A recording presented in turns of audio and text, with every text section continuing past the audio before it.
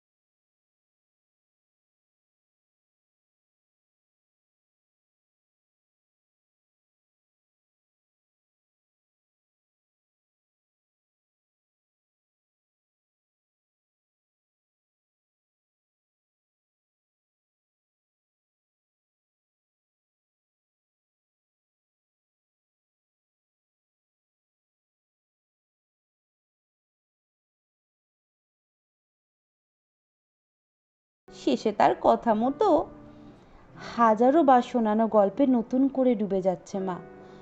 জড়ানো স্বর চড়ছে নামছে, কখনো মুখে ফিক ফিক হাসি, কখনো চোখ খুশিতে চিকচিক। সারাটা বিকেল এভাবেই স্মৃতি রোমন্থনে মশগুল রইল মা। কিন্তু বাবা যে নেই তা নিয়ে একবারের জন্য কোনো আক্ষেপোক্তি শোনা গেল না। পরদিন রক্ত পরীক্ষা হয়ে গেল। ডাক্তারবাবুর অনুমানই ঠিক, রক্তে সোডিয়ামের পরিমাণ একটু কমের দিকে। তবে ভয়ের কিছু নেই, নুন খাওয়ার মাত্রাটা সামান্য বাড়ালেই চলবে। কি আশ্চর্য, মাত্র 7 দিনেই মা পুরো স্বাভাবিক, অর্থাৎ ফিরে গেছে পুরনো ফর্মে। ছেলে মানুষই আর বকর বকর তো চলছেই, হুটহাট হাজির হচ্ছে রান্নাঘরে, আবছা চোখে কড়ার ওপর প্রায় ঝুঁকে পড়ে মুখরোচক খানা বানাচ্ছে পুলু আর তুলতুলির জন্য। আবার আমের আটির চাকলা ভাগাভাগি নিয়ে তাদের সঙ্গে ঝগড়াও চলছে সকাল বিকেল। রাতে ঘুমোচ্ছে দিব্যি, পুরনো ঘুমের ওষুধেই। আমরাও মোটামুটি স্বস্তিতে। আগের মতোই হাসাহাসি করি মার কাণ্ড কারখানা দেখে। মায়াও জাগে অবশ্য। জানি তো ভীমরতী মাকে এমনি এমনি ধরেনি। আহারে, কম শোকতাপ পেয়েছে মা। বাবারই কি মৃত্যুর বয়স হয়েছিল? প্রাণবন্ত মানুষটা প্রায় বিনা নোটিশে মাত্র 66-তে। নীলুর বেঘরে প্রাণ হারানো তো মেনেই নেওয়া যায় না। মায়ের কাছে ওই পুত্র শোক যে কি মর্মান্তিক। তারপর মাঠ থেকে 10 বছরের ছোট মাসিমণি তো প্রায় মায়ের হাতের উপরেই মারা গেল। সে আঘাতও কম বাজেনি মাকে। এছাড়া একের পর এক ভাসুর, দেওর, ননদ, জলজ্যান্ত 2 ভাসুরপো, মাত্র কয়েক বছরের ব্যবধানে নিজের 3 ভাই, 2 ভাজ, বৌদি, ভগ্নিপতি। মৃত্যুর এই মহা মিছিল তো মস্তিষ্কের কোষগুলোকে মারিয়ে দিয়ে যাবেই। এত কিছুর পরেও মা যে হাসছে, গল্প করছে, রান্না করতে চাইছে, এগুলো তো আমাদের উপরই পাওয়া। এই নিশ্চিন্ততা অবশ্য বেশি দিন থাকলো না।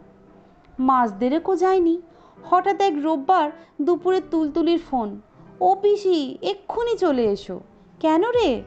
ঠাম্মা আবার সেই আগের বারের মতো করছে। বলিস কি রে, আবার সুটকেস গোছাচ্ছে? না গো, ভাত খেয়ে উঠেই সাজতে বসে গেছে ড্রেসিং টেবিলের সামনে। চুল বাঁধছে, পাউডার মাখছে। চুল বাঁধা পছন্দ হলো না, আবার খুলে খোপা করছে। কেন? এক্ষুনি নাকি ইভিনিং শো শুরু হয়ে যাবে। কিসের শো? পথে হলো দেরি, উত্তম সুচিত্রার। দাদু নাকি বিজলির সামনে অপেক্ষা করবে। সর্বনাশ! পুলু কোথায়? কাকামণি তো ভোরবেলা শান্তিনিকেতন গেল, কাল ফিরবে। খেয়েছে রে, চোখে চোখে রাখ যেন বেরিয়ে না যায়। ওই ওষুধটা দিয়ে দেবো, এখনও রাখা আছে। 2-1 সেকেন্ড থমকে থেকে বললাম, থাক, আমরা এক্ষুনি যাচ্ছি। 5 মিনিটে তৈরি হয়ে ছুট, সঙ্গে মৈনাক। হাঁচড় পাঁচড় করে টালিগঞ্জ পৌঁছে দুরু দুরু বুকে নামলাম ট্যাক্সি থেকে। ভিতরে ঢুকে দেখি সে এক দৃশ্য। মা খাটে পা ছড়িয়ে বসে, দুদিকে পাহারাদারের মতো দাঁড়িয়ে তুলতুলি আর শিপ্রা। মার পরনে বহুকাল আগের এক রঙিন ব্যাঙ্গালোর সিল্ক, কপালে ঘাড়ে গলায় ছোপ ছোপ পাউডার, মুখ বেজায় গোমরা। কবজি চোখের কাছে এনে ঘড়ি দেখছে ঘন ঘন। হতভাগ মুখে বলল, এ কি অবস্থা? শিপ্রা বলল, তাও তো এখন অনেকটা দমানো গেছে। ভাগ্যিস তুলতুলির নুন চিনির জলটা খাওয়াতে পেরেছিল, নইলে এতক্ষণ রোখা যেত না। মা যেন প্রথমটা আমাদের খেয়াল করেনি। হঠাৎ আমার দিকে নজর যেতে গাল ফুলিয়ে বলে উঠল, ও ঝুনু, দেখ না, মামি আমায় জোর করে আটকে রেখেছে। তোর বাবা ওই দিকে রেগে যাবে না? কথাটা ঝাং করে বুকে ধাক্কা মারল। ক্ষণিকের জন্য ভুলে গেলাম মা এখন স্বাভাবিক নয়। মনে হলো পাল্টা ধাক্কা দিয়ে মার অলীক জগৎটাকে ভেঙে দেওয়া দরকার। কড়া গলায় বললাম, কি আবোল তাবোল বকছো? জানো না বাবা নেই? বললেই হলো আমার সঙ্গে কথা হয়েছে, সে টিকিট কেটে দাঁড়িয়ে থাকবে। না, বাবা কোথাও দাঁড়িয়ে থাকবে না, বাবা মারা গেছে।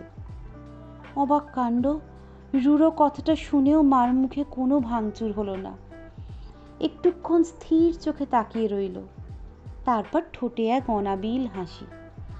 অবিকল অনেক অনেক বছর আগেকার মায়ের মতো গ্রীবা হেলিয়ে বলল, জানতাম ঝোলাবে। হারানো সুরের দিনও এমনটাই করেছিল। পরে ওজোর গাইল, বন্ধুরা নাকি আটকে রেখেছিল আড্ডায়। আমি যেন কিছু বুঝি না। আচমকাই গলা খাদে নামিয়েছে মা, প্রায় ফিসফিস করে বলল, আসলে তোর বাবা উত্তম কুমারকে ভীষণ হিংসে করে। আমরা স্তম্ভিত, মুখ চাওয়াচাই করছি। মা হাসিটাকে আরেকটু বিছিয়ে দিয়ে বলল, কিছু হিংসুটে বটে তোর বাবা, পাছে আমি উত্তমে মজে যাই, কিছুতেই তার বই দেখাবে না। নেহাত আমার সঙ্গে পেরে ওঠে না।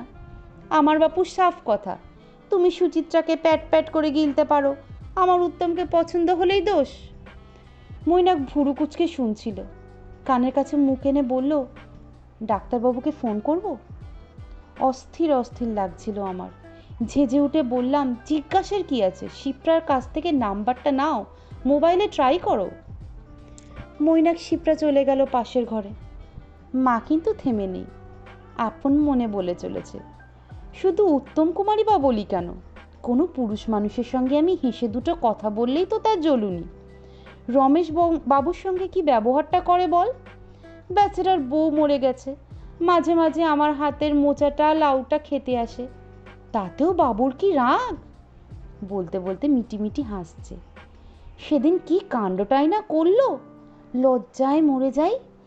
রমেশবাবু ভিতর বারান্দায় বসে আয়েশ করে কচুর শাক।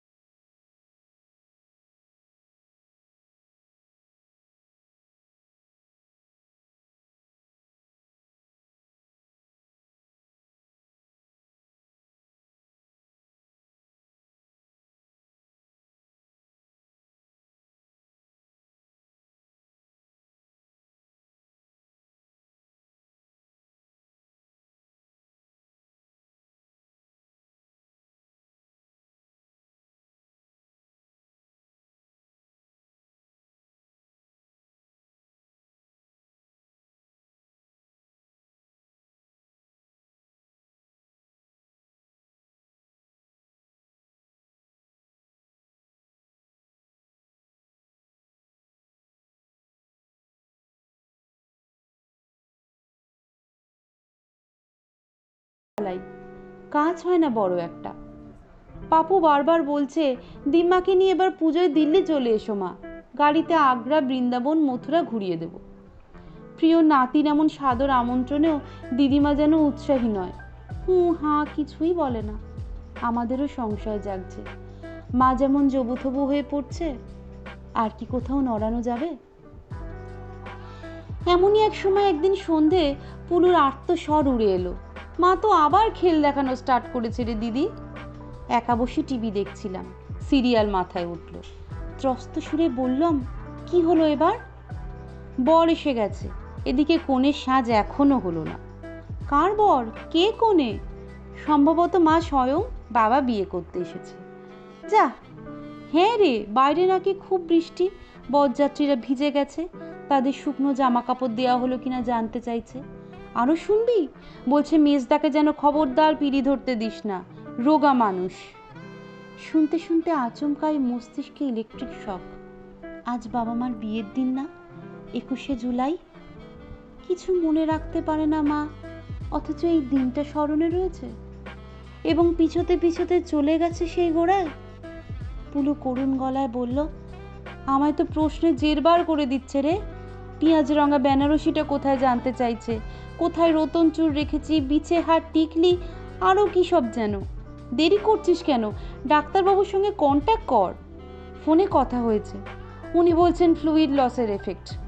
তবে এবার আর বাড়িতে হবে না, নার্সিংহোম। স্যালাইন চলবে, অবজারভেশনে রাখবে কয়েকদিন। ও, আমার তালু শুকিয়ে এলো। ঢোক গিলে বললাম, তাই কর তাহলে, যদি এতে মা সুস্থ হয়। আমি ভুলিয়ে ভালিয়ে মাকে নিয়ে যাচ্ছি হেলথ কেয়ারে, তোরা যদি একবার আসিস। অনুরোধের প্রয়োজন ছিল না, যেতে তো হবেই। মৈনাক এখনও অফিসে, তাকে খবরটা দিয়েই বেরিয়ে পড়েছি। নার্সিংহোমটা টালিগঞ্জে। ভিড় জ্যাম ঠেলে পৌঁছলাম প্রায় 8টায়। লাউঞ্জে পুলি আর তুলতুলি। হন্তদন্ত হয়ে গিয়ে জিজ্ঞাসা করলাম, কিরে এখন কেমন? পুরো ঘাড় ঝুলিয়ে বসেছিল, শুকনো হেসে কাঁধ ঝাঁকালো। এমনি তো ঠিকই আছে, নো ফিজিক্যাল অসুবিধে। তোরা এখানে কেন, মার কাছে থাকতে দিচ্ছে না? তুলতুলি বলল, এতক্ষণ তো আমি ছিলাম। আমরা সামনে গেলেই যা উল্টো পাল্টা বকছে। বর দেখতে কেমন হলো, কোন বরযাত্রী 108টা রসগোল্লা খেয়েছে, কে জোরে জোরে বিয়ের কবিতা পড়লো, বলতে বলতে হেসে ফেলছে তুলতুলি। যাও না, দেখে এসো। অ্যালাউ করবে এখন? হ্যাঁ হ্যাঁ, একজন তো থাকতেই পারে। ছোট্ট পরিচ্ছন্ন কেবিন। মা শুয়ে আছে শুভ্র শয্যায়, চোখ দুটো বোজা। ডান হাতে সবুজ শিরা বেয়ে লবণ জল ঢুকছে শরীরে, ফোঁটা ফোঁটা করে। টুল টেনে বিছানার পাশে বসলাম, নিঃশব্দে। মার কপালে হাত রেখেছি। চোখ খুলল মা, কুয়াশা মাখা দৃষ্টিতে দেখছে আমাকে। মৃদু হেসে জিজ্ঞাসা করলো, কে? গীতা? এতক্ষণে তোর আসার সময় হলো? গীতা মাসির খোঁজ করছে কি? মার জামালপুরের সেই বান্ধবী? তিনি তো বছর 4 আগে মারা গেছেন। তাড়াতাড়ি বললাম, আমি ঝুনু, তোমার মেয়ে। পরিচয়টা যেন মাকে ছুঁতে পারল না। অস্ফুটে বলল, গীতা এলো না? বাসরে গান গাইবে বলেছিল। মা প্লিজ ঘুমানোর চেষ্টা করো তো। দূর বোকা, আজকেও ঘুমোয় নাকি? মার অশীতিপর মুখমণ্ডলে এক অপার্থিব হাসি। দাদা আমাকে বলছিল মহাসিন্ধুর ওপার হতে গাইতে। কি বুদ্ধি, বাসরে ওই গান চলে নাকি? আমি গাইব, ছন্দে ছন্দে দুলি আনন্দে। কি ভালো হবে না? আমার চোখ ঝাপসা হয়ে আসছিল। না, এই কান্না নয়,